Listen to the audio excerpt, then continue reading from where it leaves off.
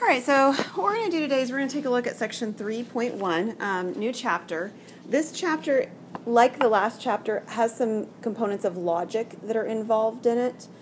So you're, again, not going to see a lot of numbers. I promise we're going to see some numbers at some point, but we're not there yet with the particular sections as they're laid out for us. But we're going to take a look today at statements and quantifiers.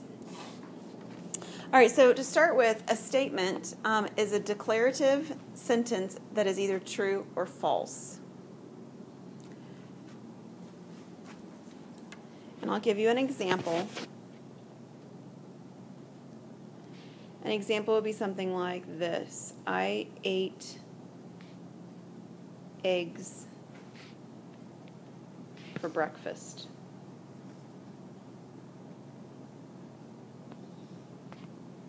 It's either true or it's false. Okay. There's a couple of examples below that we're going to decide whether it is a statement or it is not a statement. So the first one that is the example, number 1, says yield to oncoming traffic. Is that a statement? It's actually not.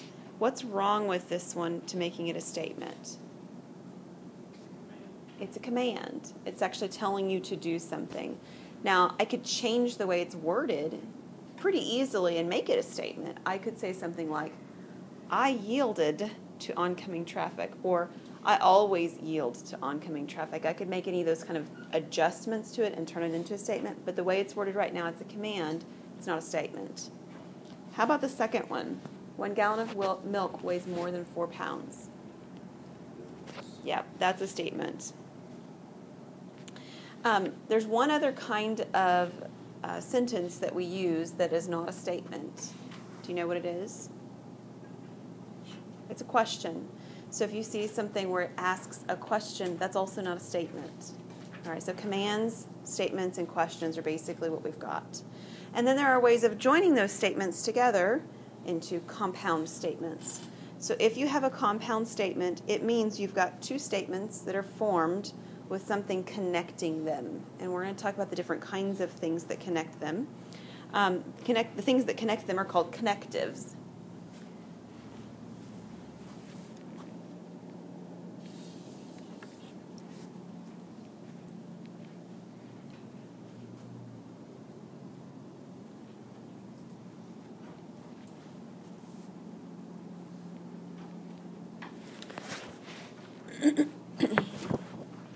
There are basically 3 types of connectives. Any idea what you might use to combine 2 statements together? Somebody give me an example. And is a really good one. We're going to definitely discuss the word and. What else might you use? Or, which means something slightly different. And or. And there's one other. Not when. Very close. It's actually if-then. So it's got 2 kind of pieces to it. So it has the feeling that if one thing happens, then something else happens. Okay? So the then is the word that's actually between the 2 statements. If comes at the beginning usually. These are the basic 3 types. And sometimes we have different language that means the same thing as one of these. But these are the 3 different types that we have. Okay? So what we're going to do on 3 and 4 is to decide if we have a compound statement. So there's 2 things that have to be, 2 things that have to be true for it to be a compound statement. Number 1, it has to be compound, which means it has to have 2 pieces or more. And the second thing is each piece has to be a statement. Make sense? So the first one says, if Tom is a politician, then Jack is cool. A cook. Oh, does it say something different? All right, I'll fix mine so it matches yours. Is it cook? There we go. Crook? Oh, we'll fix it a little bit more. Evidently typos on my iPad. That's pretty close. All right.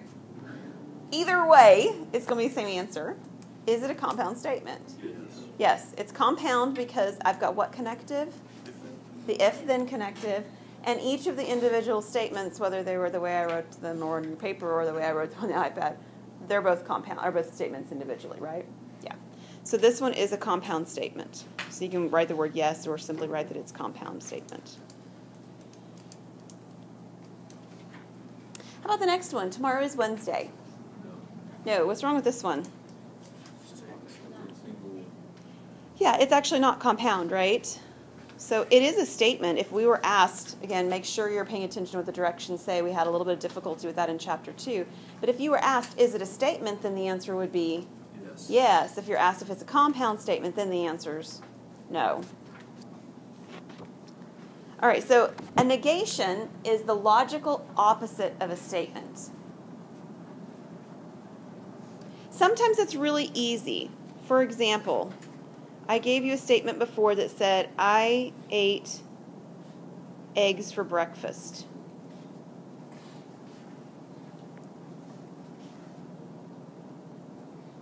What is the logical opposite of I ate eggs for breakfast?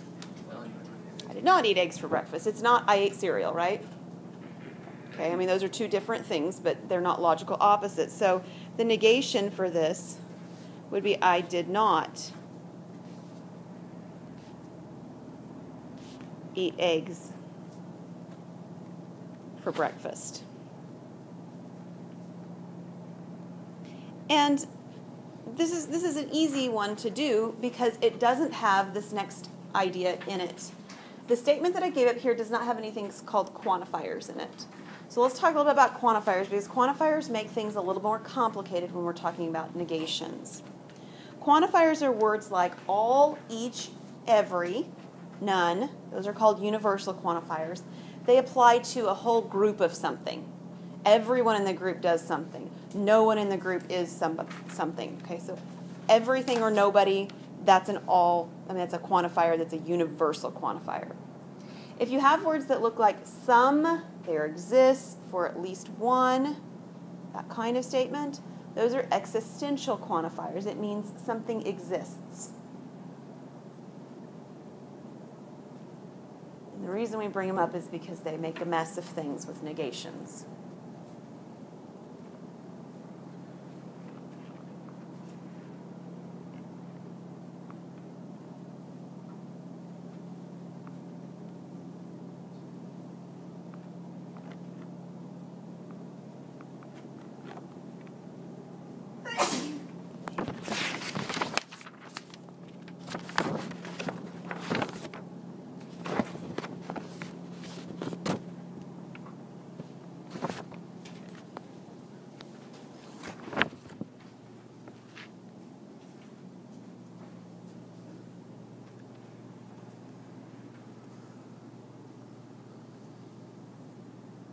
I want to give you an example of a real life situation, but it is something that happened this semester that fits in with this description. Okay, so one of my classes started out and it was all females. It's an elementary education math content class, so this is not necessarily uncommon, but there were all girls in the class, 19 of them. Okay, and about 3 classes into the semester, we had one male student join the class. Okay. So initially, I could have said that the group was all female, right? Everyone in the class was a girl. Period, end of discussion. I used a universal quantifier, right? What does it take to make that statement? It's negation. What is the minimum I have to change in order to make it false? I need at least one boy in the class, and that's exactly what happened, right? I can no longer say it's all female. I didn't need all the females to drop and all males to join, right? I mean, that would be something different, but that's not necessary. All I needed to make this first statement, all my class are female, all the students in my class are female, to be false is one male student in the class, okay? So when you're thinking about these quantifiers and negating them, your goal is to change as little as possible to make the statement false. So we're going to do one. We're going to do one that has what kind of quantifier? What is the quantifier you see here? What word? Some. The word some is the quantifier. Is it universal or existential? It's existential. Okay? So when you're working on changing universal and existential quantifiers in a negation, if it starts out existential, you change it into universal. If it starts out universal, you change it into existential. Okay, so you're never going to change the word all into the word none. Those are both universal quantifiers. Are you with me? So all turns into some, or at least one. Some or at least one can either turn into all, or it can turn into none. So I'm going to write two different statements down for this that are both correct. They will look different, but they would both be negations for the statement. Okay? So the first one I'm going to write down is I'm going to write down the one where some changes into the word all. Okay? And then we'll do the one where some changes into the word none in a moment. These are both correct answers. Either one would be fine. All right, so if I change the word some into all, originally the statement said some books are longer than this book. What would have to be true? What would I have to do with the rest of this statement after the word all to make the first statement false?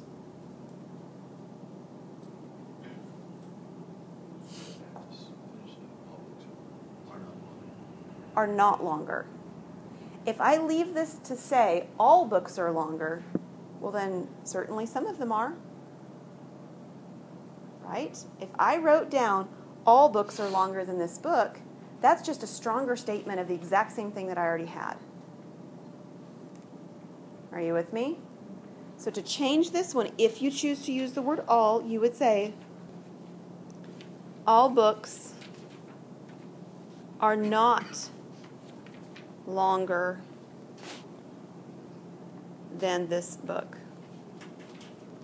And please try not to get carried away and change the word not longer to the word shorter, because there's another way something can be not longer. It could be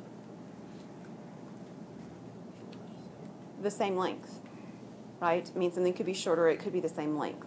So we don't want to go so far as to actually change it to something that we don't need. Okay, we don't need it to be shorter, we just need it to be the same length or shorter.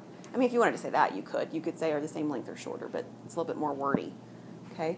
This is one way to do it. This is probably not the most natural way on this one, so let's try another one. Instead of changing the word all, let's change it into the word none.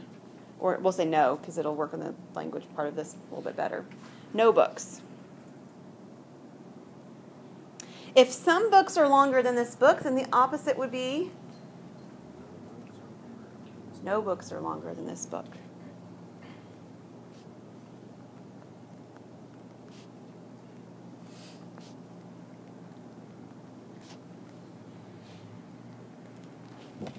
It feels a little bit more natural to say it that way, doesn't it? And that's usually how these go. It could be written either way. Both of them are logically correct. They're fine, but one of them just feels more natural to the way we speak than the other one does. Make sense? So you can pick either of those and write that down as the correct answer because they are both correct.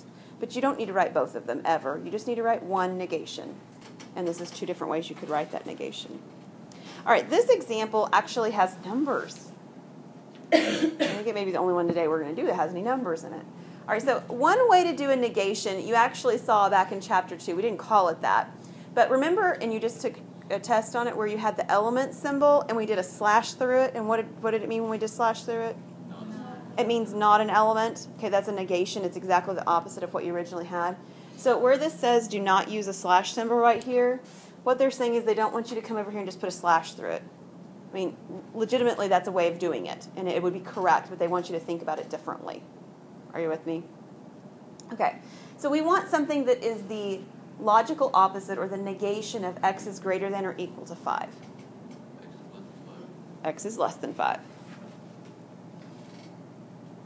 So the kicker is that on this original one, it's kind of hard to see from where you guys are probably sitting, but it is on your paper. There is an equals underneath here, right? This is greater than or equal to. Let me make it a little bit stronger. This is greater than or equal to. So the negation then does not have the equal to part. But if I had started down here with x is less than 5, then the negation would be greater than or equal to. So one of them has the equals, the other one doesn't. Is that right? Okay. All right, so we're going to talk about the 3 different connectives. We'll fill this in and then we'll stop for today. So we decided there's 3 different types of connectives, right? We said that. What was one of them? And. The second one we listed was or. And I'm going to bring up one more with this box right here. And you've seen it before as well. And it's the word not. It's not exactly a connective since it doesn't combine two statements, but I want to talk about symbols in this particular diagram. If you're wanting to combine two statements with an and connective, the symbol for the and connective is an upside down V. And this type of a statement is actually called a conjunction.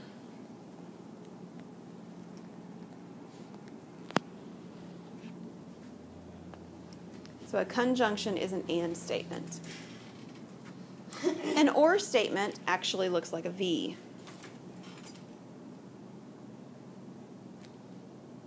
And this is called a disjunction.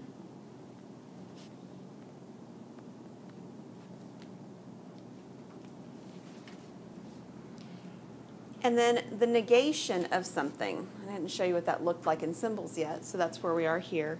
The negation of something, which is this type of statement, let me write that in, is the idea of something not being the case, is a tilde, like the one on the keyboard, right? It's a curly. So if you have a statement, let me just show you in symbols, a statement that is P, then the negation is tilde P. You just put a tilde in front of it. That's the negation of P. If you have a statement P and a statement Q and you want the conjunction, you do P and you do an upside down V and then Q. Let me use the same symbol. And if you want a disjunction, you do the P and you do the V and then Q. So again, we talked in the last chapter about this whole idea that the symbols in mathematics are kind of the text language of math, right? It's the shorthand. It's the stuff that means we don't have to write as much. Same thing here. These are symbols that mean these words, symbols that mean this language or these concepts. And we'll pause there for today.